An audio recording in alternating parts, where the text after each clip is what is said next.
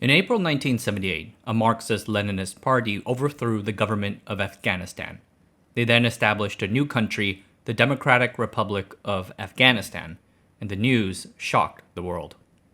Over history, conquerors from Alexander the Great to Genghis Khan to Babur of the Mughal Empire to Nadir Shah of Iran have all carved their ways through Afghanistan, inflicting untold damage. But in the 1950s and 1960s, the country, led by several strongmen, seemed to be on a modernizing path. So how did the communists pull off such a shocking takeover? In this video, we look at how the communists took Afghanistan. Afghanistan is a landlocked country in Central Asia. It is between the sizes of European France and the US state of Texas, and about 18 times the size of Taiwan.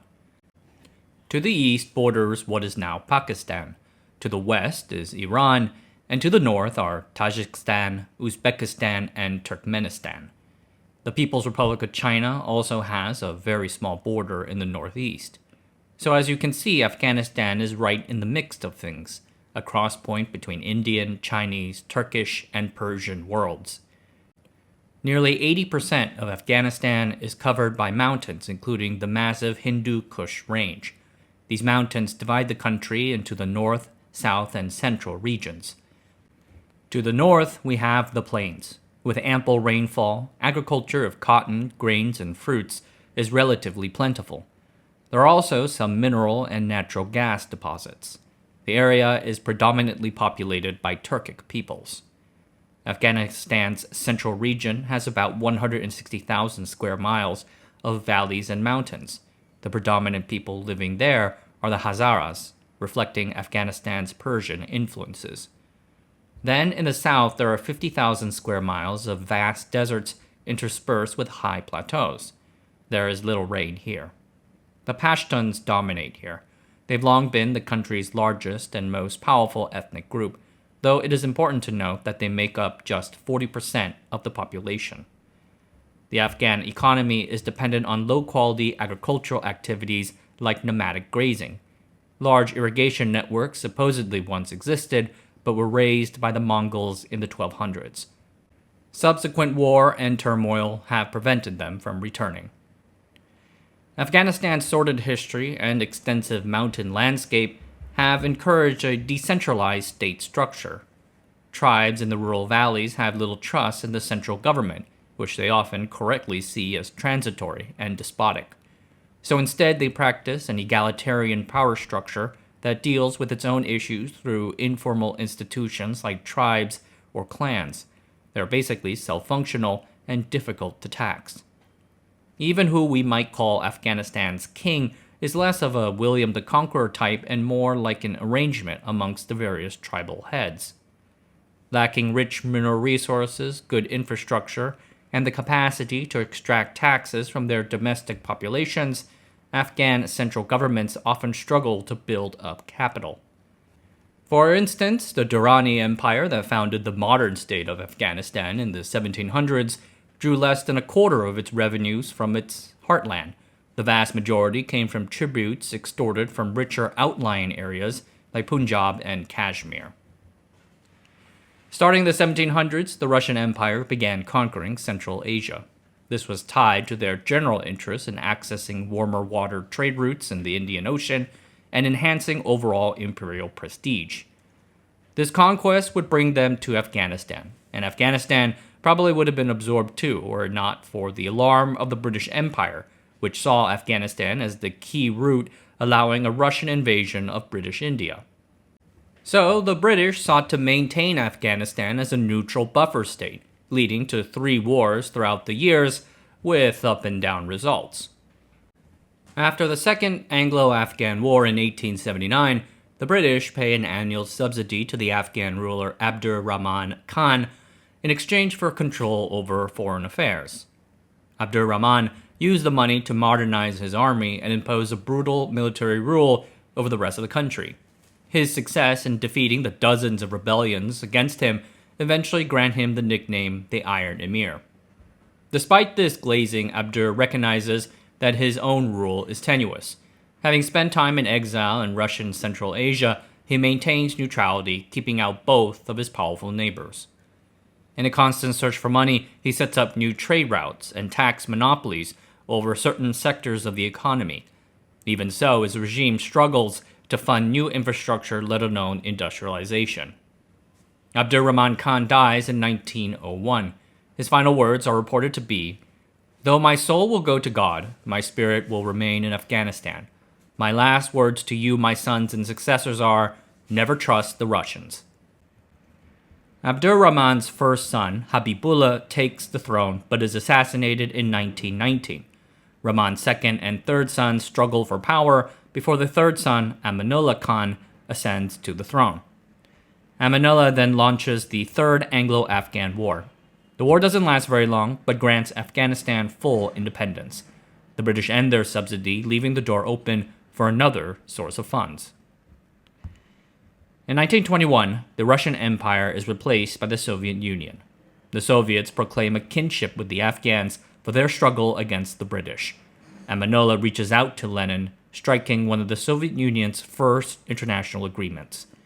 The 1921 Afghan-Soviet Treaty established mutual recognition, some trade rights, and a 1 million ruble subsidy, though the Soviets, then dealing with their own economic issues, were never really diligent in paying it out. There are good times. The Soviets gift the Afghanis 11 aircraft to help seed the first Afghan Air Force. The planes are used to fight rebels in a 1924 uprising against Amanullah's rule, the Khost Rebellion. But there are bad times too. In the early 1920s, the Basmachi movement in the former Russian Turkestan rises up against imperial rule. The movement soon gathers the sympathy and support of Afghans and other Muslims. The Soviets send the Red Army to crush this resistance, killing their leader Enver Pasha. The remnants flee to Afghanistan. In December 1925, the Soviets cross into what is now the Afghan district of Darkad to clean them out, damaging Afghan relations. Throughout the 1920s, Amanullah's government tried to modernize the country. Economically, this meant creating a modern banking system and its first financial institution. Prior to the 1920s, almost all monetary transactions and import-export trade were controlled by foreigners, mostly Indians. To bring business back into Afghani hands, Amanullah introduced joint stock companies, or shirkats, and granted them preferential treatment. The first shirkat was founded in 1924, an import-export business for Soviet trade. But it is socially where the king seems to go too far. After a trip to Europe and Turkey, Amanullah announced sweeping changes to establish civil rights, end slavery and polygamy, and integrate women. These were heavy changes for conservatives to swallow. Then in 1928, civil war breaks out. One of Amanullah's Tajik military commanders, Habibullah Kalankani, seizes power, rolling back all of his predecessors' economic and social reforms. But less than a year later, a Pashtun from the south named Mohammed Nadir Khan raises a military force, mostly from the British side of the border, and invades. Kalakani is deposed and executed. The Soviets acknowledge Nadir Khan as Nadir Shah, founding a new ruling dynasty. Nadir Shah carefully pledges political stability and continued economic reform, but at a slower pace to satisfy the conservatives. Nevertheless, he is assassinated early in his rule in 1933. He is succeeded by his 19-year-old son, Zahir Shah.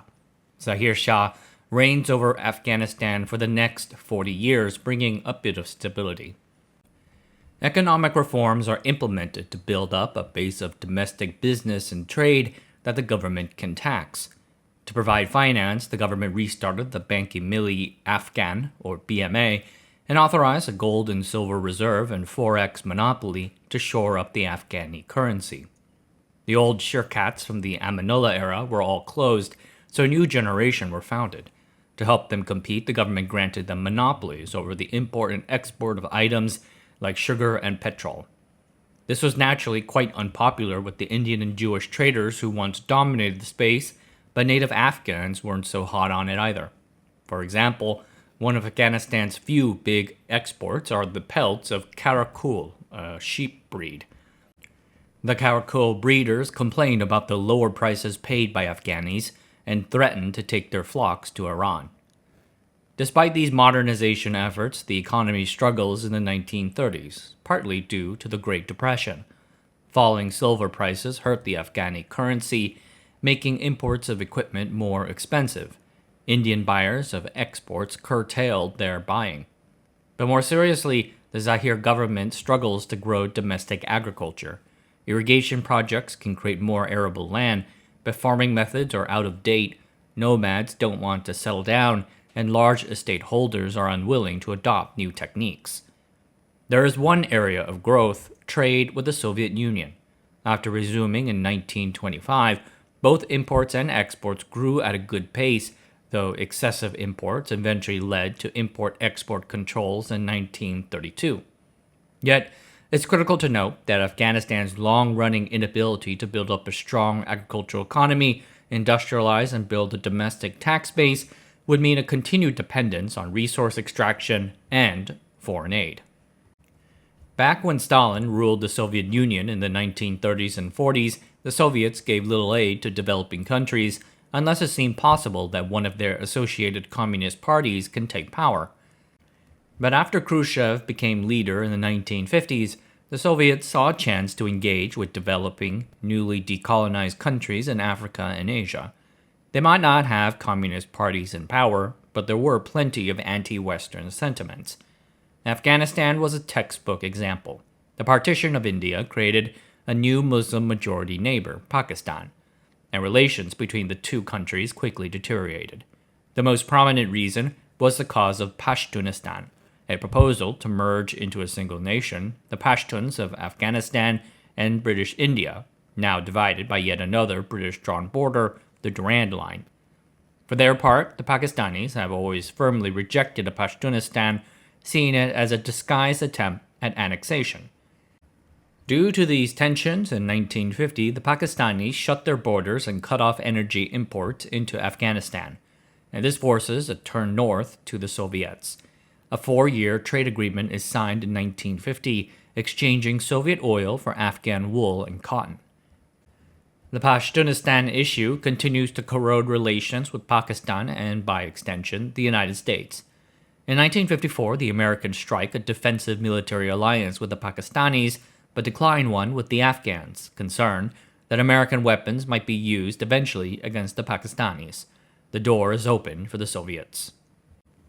In 1955, another clash between Afghanistan and Pakistan.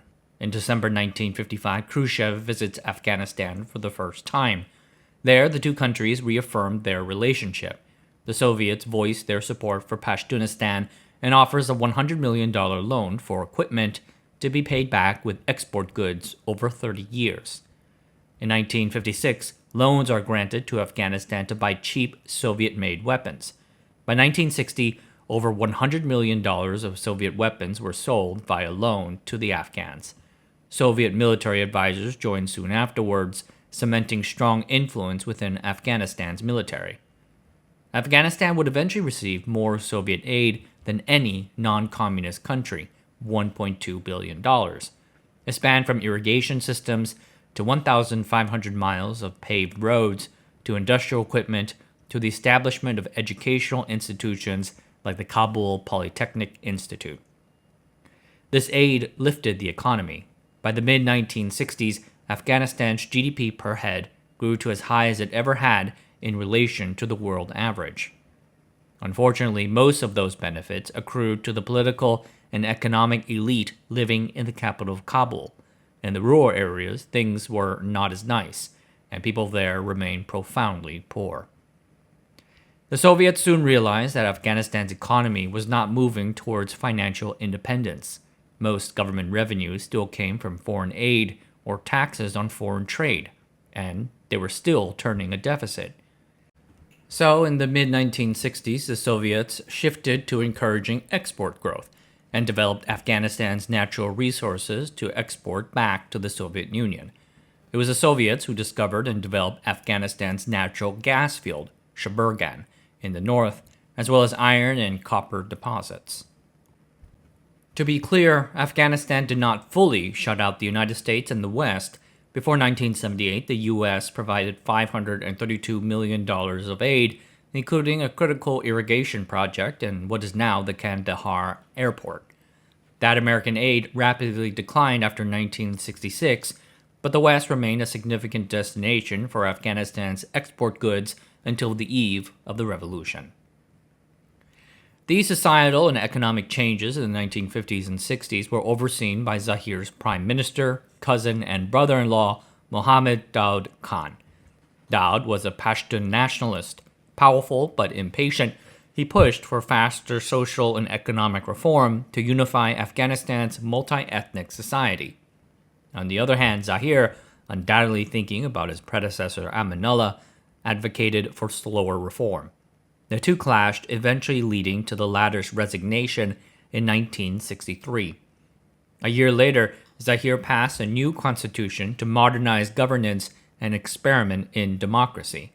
This new constitution has two major impacts. First, its ban on political activities by Zahir's family members shuts the door on the ambitious Daud's return to power, at least for a time. And second, political parties can now contest for seats in an elected legislature. This allowed for the emergence of a Marxist-Leninist party, the People's Democratic Party of Afghanistan, or PDPA. Unlike with many other countries, communism reached Afghanistan rather late. Founded by Nur Mohammad Taraki and Babrak Karmal, the PDPA began in January 1965 with a meeting of 27 to 30 people in Kabul. Most of its membership were urban, middle-class people, doctors, teachers, students, civil servants, and military officers. Taraki and Karmal themselves were from wealthy or royal families. The PDPA soon split into factions along ideological and ethnic lines. On one side, Taraki's hardline Khalq faction. Khalq means masses, and they wanted a party made up of just the working classes, promote class struggle, and also push the Pashtunistan issue. Babrak's Parcham, on the other hand, was more moderate, wanting a broader ethnic and class coalition, as well as a slower transition to socialism. Parcham means banner. To be honest, the factions have more they agree than disagree, but their disagreements seem serious enough to fight for. And 2 years after the party's founding, the Parcham faction is thrown out. Meanwhile, Zahir's experiment with democracy fails to solve the country's problems. Corruption remains endemic. Its various factions remain divided. The imposition of secular norms onto the traditional rural areas creates backlash. Then in 1970, a major drought hits Afghanistan's central and northwest rural regions. Lasting for at least 2 years, the drought leaves half of the country's livestock dead. Maybe 100,000 to 500,000 people die from hunger, though estimates remain sketchy. People flood into the cities, exacerbating inequality and crowdedness. Kabul in the mid-1970s had a population of about 750,000 people. The bottom 56% of those people earned just 15% of total income, while the top 6% earned over 40%. The former Prime Minister Daud Khan seeks a way back to power.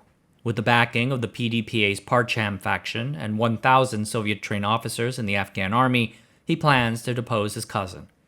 Or the alternative take on what happened was that the PDPA and its army officers planned the coup first, then they bring in Daud at the very end as a unifying figurehead. Well, that is what Zahir later says happened. Your interpretation may vary. In any case, the coup is successful. In 1973, Zahir Shah is bloodlessly removed while he is traveling abroad for medical treatment and is sent into exile. Daud declares a Republic of Afghanistan with himself as president. The Soviets immediately recognize it. People had high expectations for Daud's republic. The small commercial sector hoped Daud can revitalize the weak economy and continue modernization. The communists, including those in the military, hoped that he would deepen relations with the Soviets.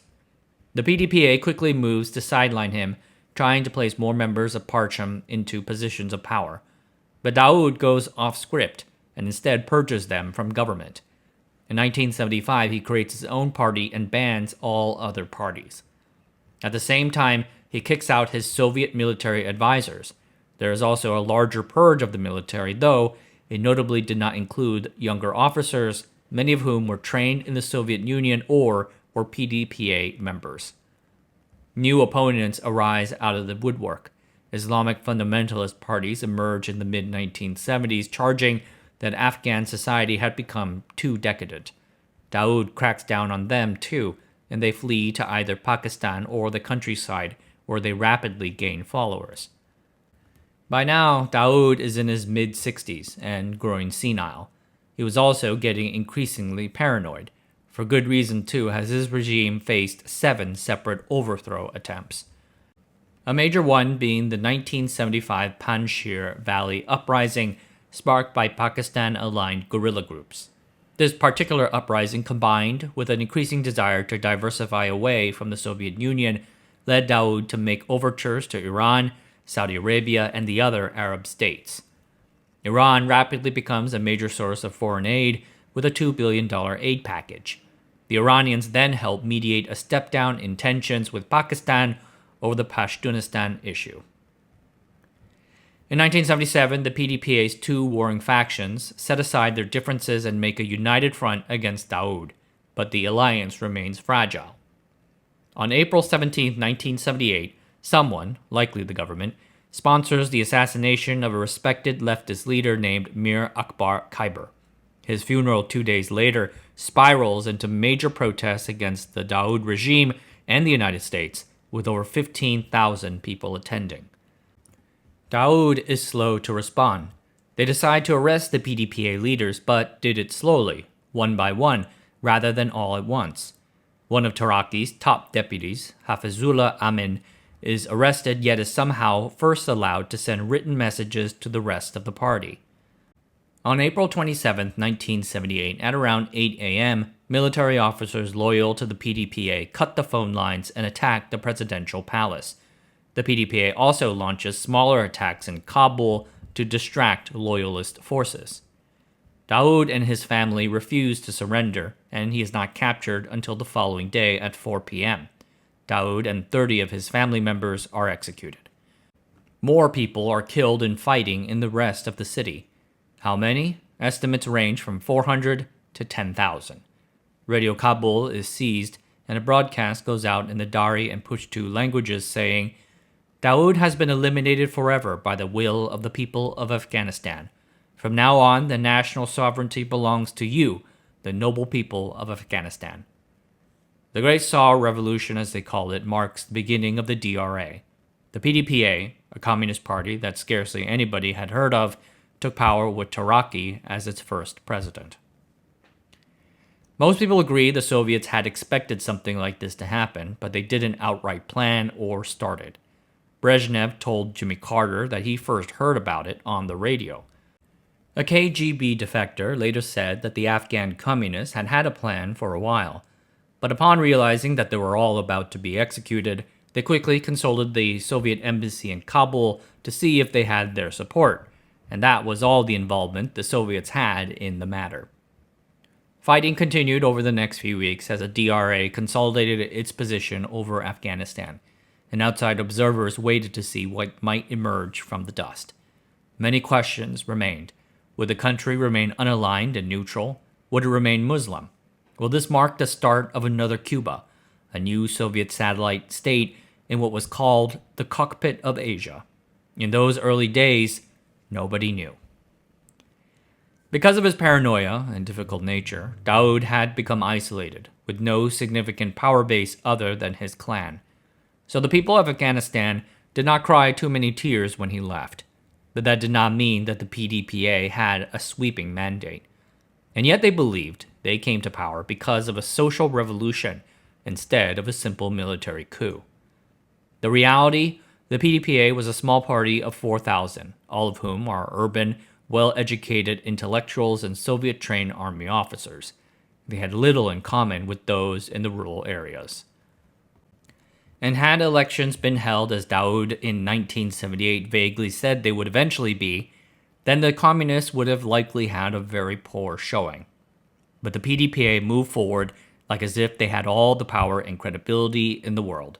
But they didn't, and what happened next would be a fiasco. Alright everyone, that's it for tonight. Thanks for watching. Subscribe to the channel, sign up for the Patreon, and I'll see you guys next time.